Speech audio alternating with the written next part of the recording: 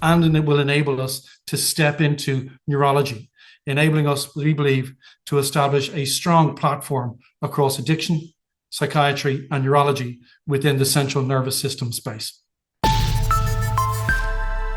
Hello, you're watching Proactive. I'm joined by Solvonis Therapeutics CEO, Anthony Tennyson. Anthony, very good to speak to you. The acquisition of Awaken Life Sciences has been called transformational. How has it broadened Solvonis's pipeline and strengthened its capabilities? So, Stephen, it's good to talk to you and your audience again today. I think let's start by taking a look at what we are seeking to do in Solvonis Therapeutics. And what we are seeking to do is to develop a platform biotech focused on high burden central nervous system diseases. So there's CNS diseases. And by high burden, what I mean is diseases with significant addressable markets and very poor or non-existent current standards of care. So our acquisition of Awaken really enhanced our competencies and our capabilities across two of the three core pillars that we are seeking to innovate in. So we're seeking to develop innovative treatments for diseases in addiction, psychiatry, and neurology. And with the acquisition of Awaken, we were able to acquire late clinical stage programs within addiction for alcohol use disorder, and then acquire the full joint venture program that we were undertaking with Awaken in psychiatry for post-traumatic stress disorder.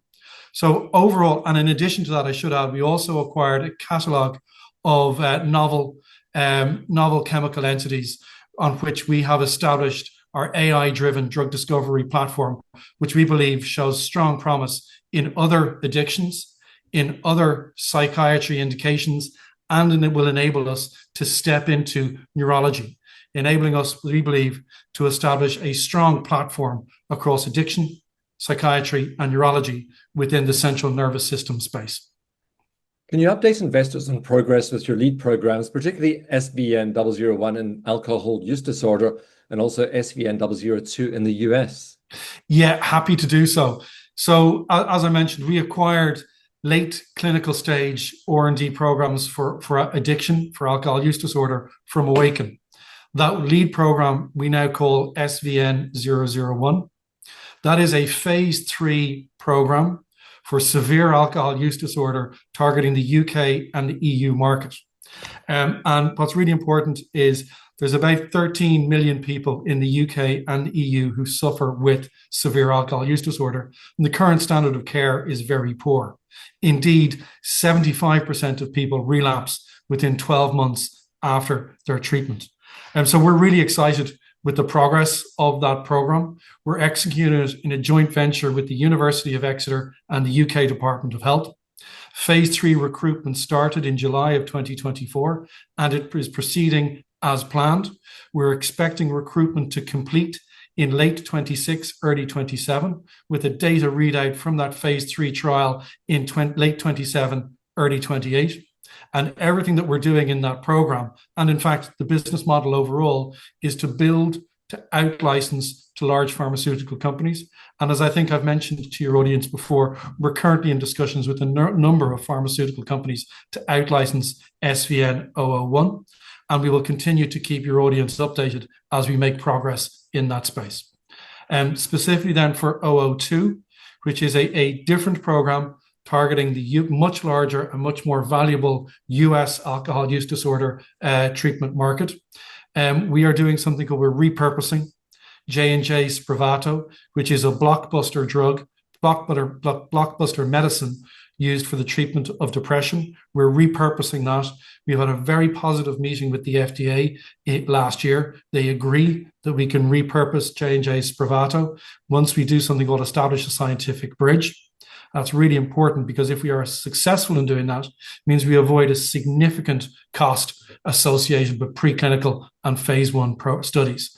And so we're working to establish that scientific bridge with WuXi, and we would hope to have an application into the FDA at some stage next year for a phase 2B program for repurposed S-ketamine for the treatment of moderates to severe alcohol use disorder for the very large and very attractive US market. You've highlighted the aim of becoming a partner of choice for large pharma in CNS disorders. What steps are you taking to achieve this, Anthony?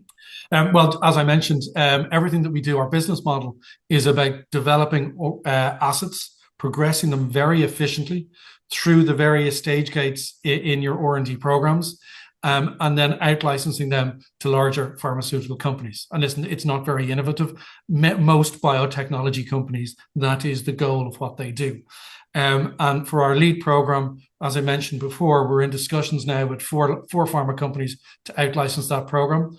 Our aim would be for the 002 program, once we have completed the phase 2B program, successfully completed the phase 2B program in the US, would be to seek out-licensing partners.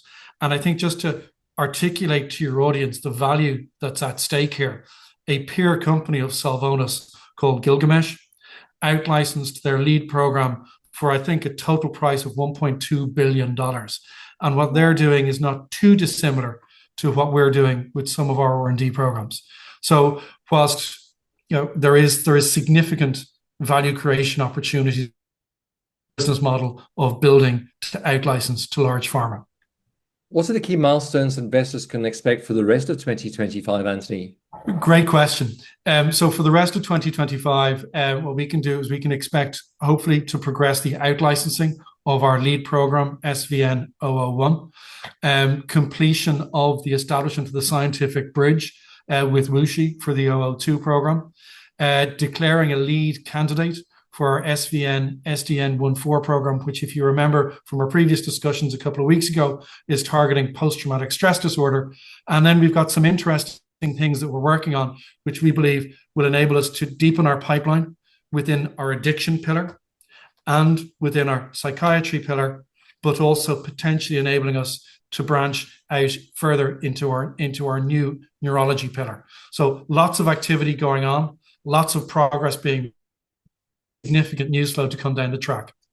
Anthony, I hope you'll keep us updated with your progress on that. Thank you very much for speaking with us today. Stephen, pleasure. Thank you very much. Anthony Tennyson, the CEO of Sylvonis Therapeutics.